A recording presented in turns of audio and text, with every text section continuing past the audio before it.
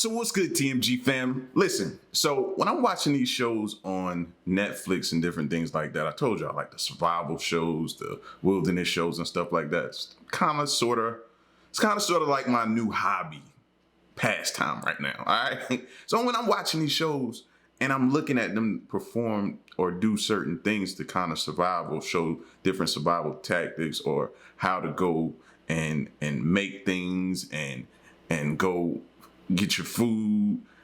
I'm often thinking back into those times where this was normal.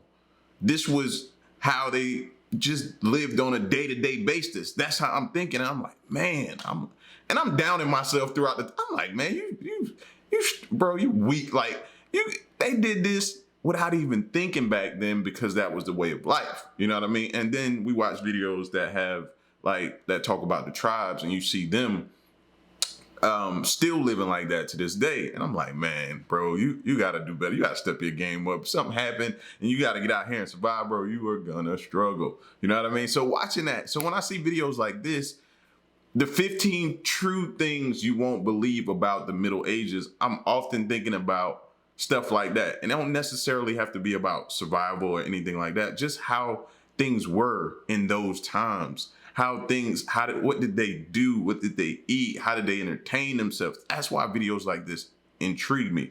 So without the long intro version, my bad. I guess I'm just super hyped today. We about to check this video out. So if you're new to the channel, man, hit that subscribe button and join the family. And let's go.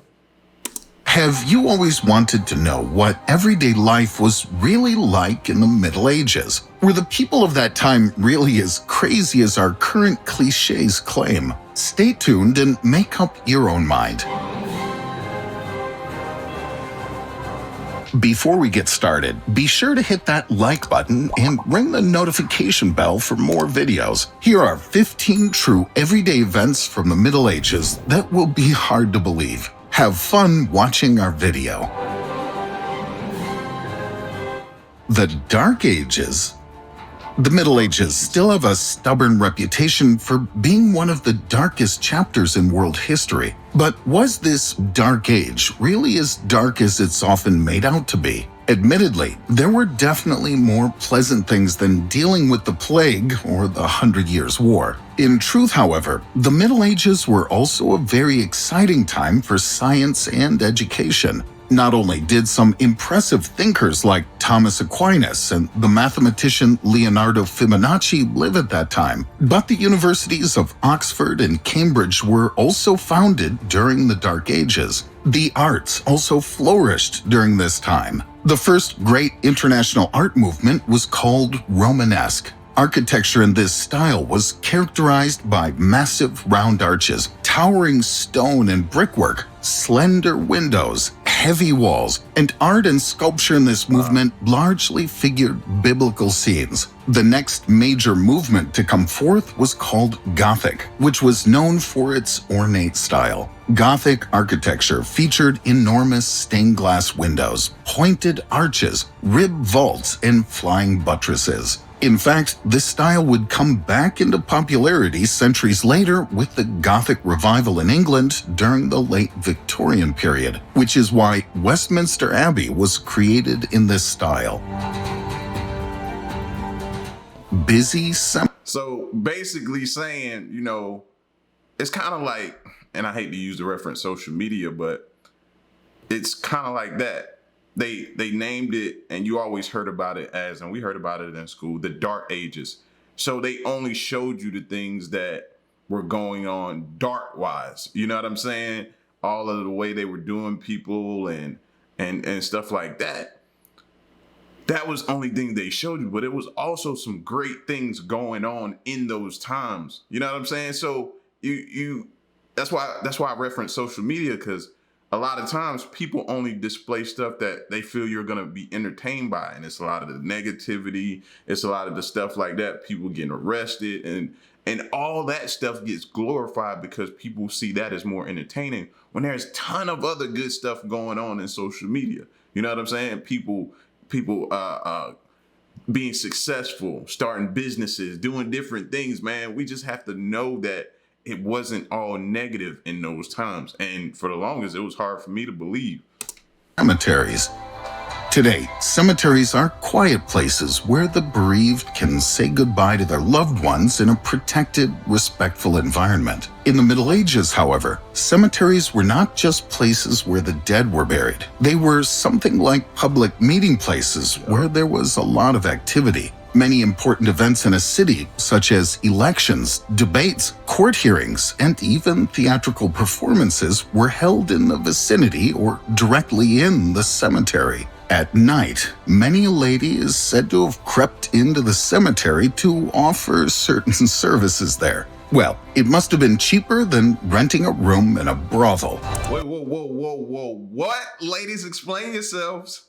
Or explain your ancestors what they was doing in cemeteries. You take a girl today and be like, hey, so think about your younger, hey, come meet me at the cemetery. What? Somebody tell you to meet them at the cemetery these days. What you think they about to do? Exactly. That's crazy to hear. We gotta verify that. I need to know if that's really real. Some of these videos be off, but I gotta verify that. Ossuaries.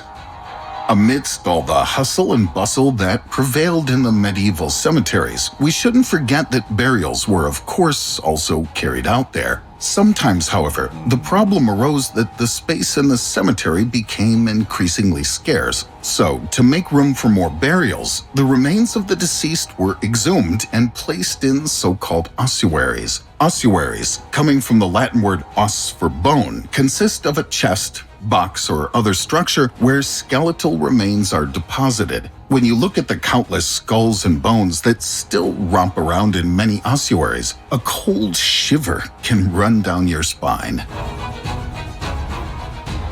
Cutlery Habit.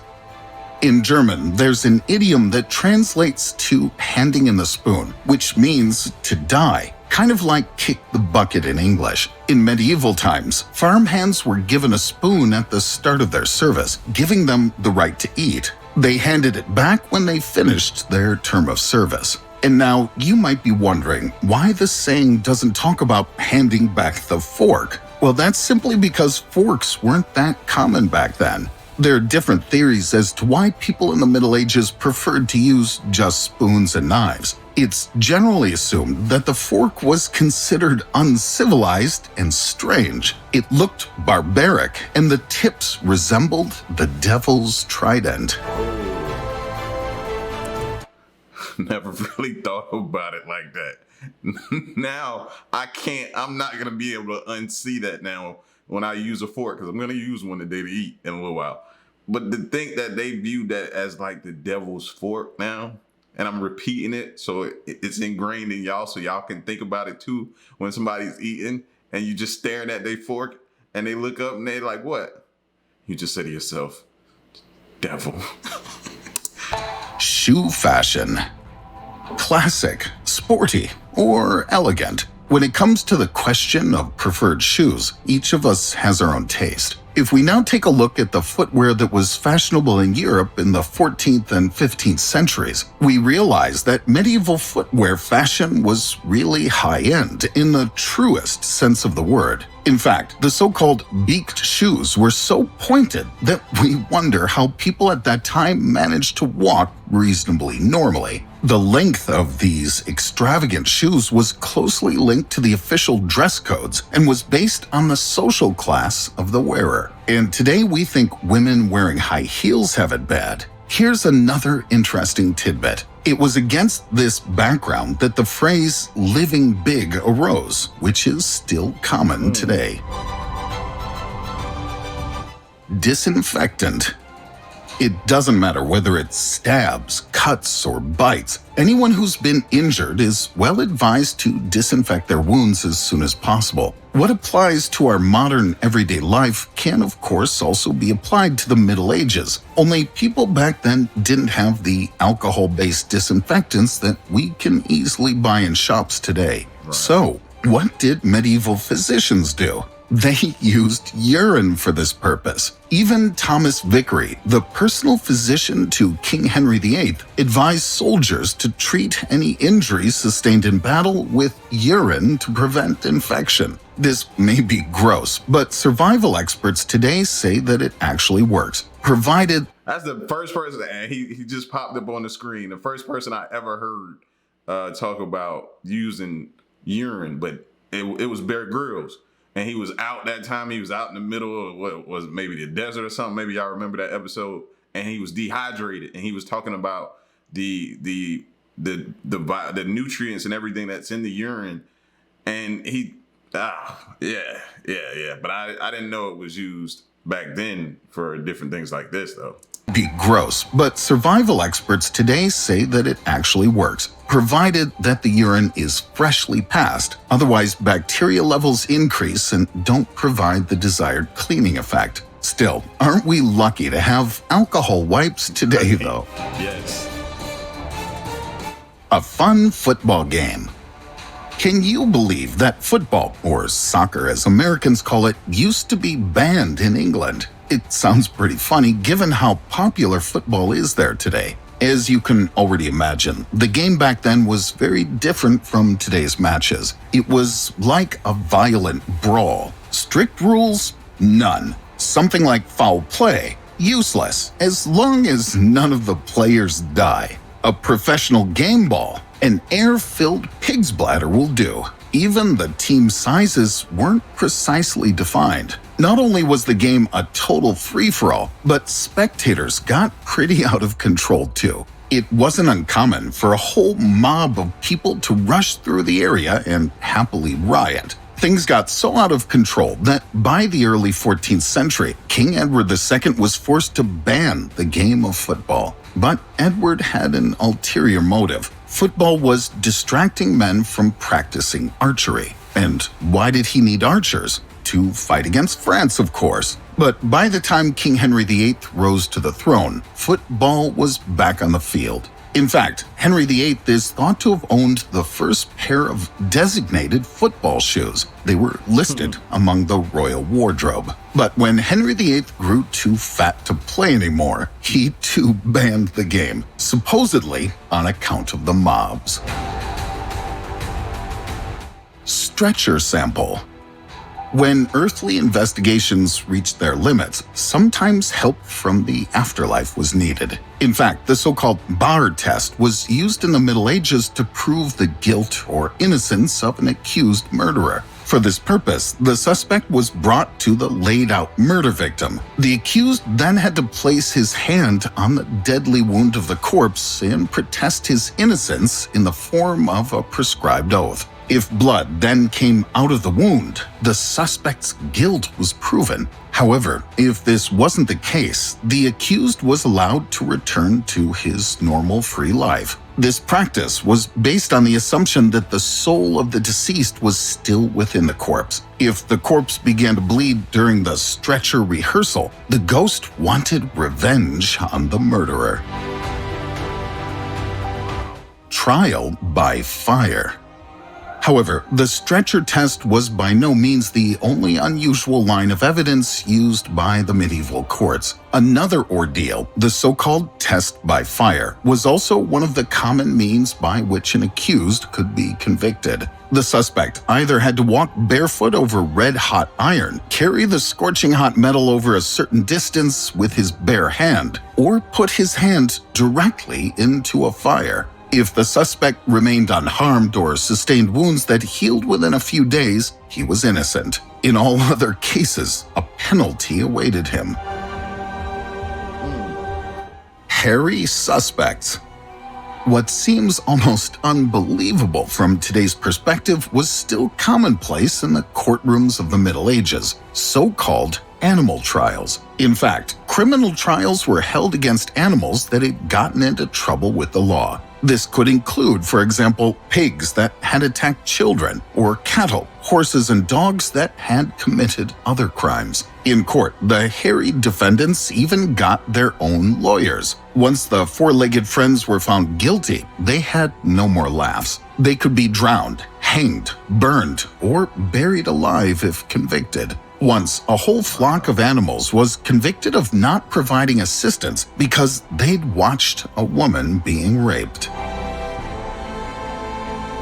The life of the peasant.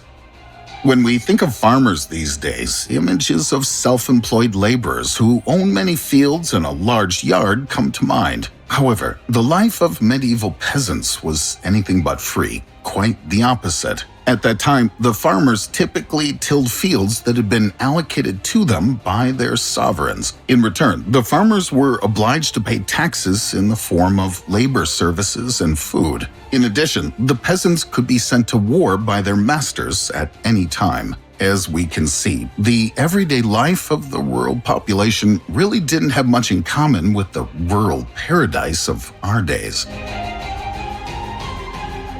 The way to knighthood. Participation in major tournaments, glory on the battlefield, unreserved admiration from the rest of the population. All this is now associated with the everyday life of a medieval knight. The problem, rising to the rank of knight was anything but easy. Whoever wanted to achieve this exalted status had to be of noble birth and possess enough money to afford weapons, armor, and horses. Wealthy families sent their sons to noble houses at the age of 8, where they initially served as pages. At the age of 14, the youngster became a squire and completed a rigorous apprenticeship. If he successfully broke through this dispensable period, he was knighted at the age of 21. Now, all of that sounds way harder than going to high school and college, but the perks were you could make it into the great legends like King Arthur and his Knights of the Round Table.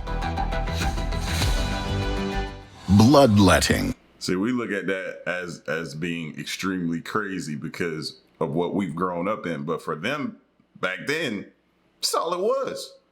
You know what I mean? You knew what was expected of you. You knew where life was going to lead you to. You knew what was coming, and you prepared yourself for it, or your family prepared you for it mentally to go down that road. Telling you since you was a baby, listen, you're destined to be knighted. You're destined to be king. You're destined to be whatever. You know what I mean? So you're conditioned and groomed to go that way. But for us looking from the outside looking in, having not been conditioned that way, we're looking at that as like, yo, that's insane to even think about. But to them, it was normal life. Known since ancient times, bloodletting was still very popular in the Middle Ages. Because proper blood circulation is essential to our health, medical professionals of the time believed that they could heal a sick person by literally draining the bad blood from their body. It doesn't matter whether it's an ordinary cough, typhoid fever, or even the plague. Bloodletting was used for practically every physical ailment in order to remove the suspected pathogens from the organism. To conduct the procedure, the medical professional would make one of two choices: to make an incision close to the affected part of the body, or to make the cut on an opposite spot on the body that was thought to correspond to the impacted organ based on medieval medical beliefs. Interestingly, medieval medical treatises showcased detailed illustrations for bloodletting. The images showed where it was appropriate to make incisions depending on the symptomatic body part. However, since a noticeable healing effect could only be proven for very few clinical pictures, this procedure disappeared from the medical practices over time. Conquest of Constantinople.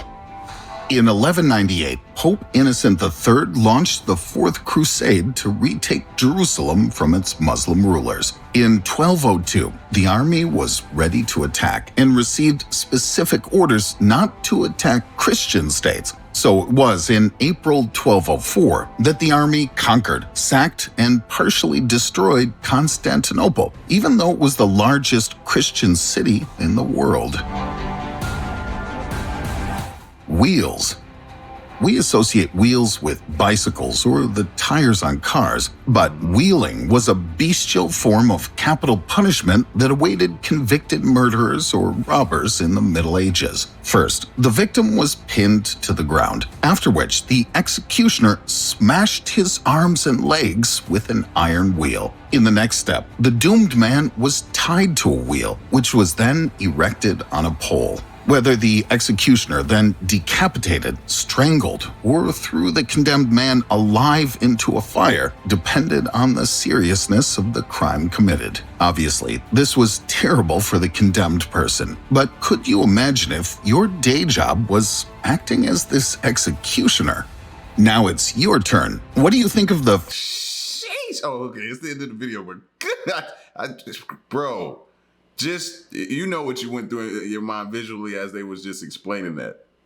Bruh. 15 strange things from the Middle Ages. We're already looking forward to your comments. Please give us a thumbs up and subscribe to the Unknown List so you never miss one of our videos again. Thank you for watching. Listen, I already know what you're thinking because like I told y'all at the beginning of the video, I do the same thing. You start putting yourself and thinking to yourself, man, could I have made it? You start thinking that, could I have survived? Yeah, you probably could have. Maybe you couldn't have. What would it have been like in those times? Thinking about what all those people had to experience and see on a day-to-day basis, how they had to survive, you know, the mindsets of people that saw this stuff that he was just explaining in this video as normal life. Again, to us, it just seems like so far-fetched, but to them, that was normal day-to-day life, and it was how things were back then. And you had to conform to how things were back then. So just seeing that, man, just thinking about that type of stuff, and even the last one just was like, whew. Even thinking about the executioner having to do that and just perform those executions.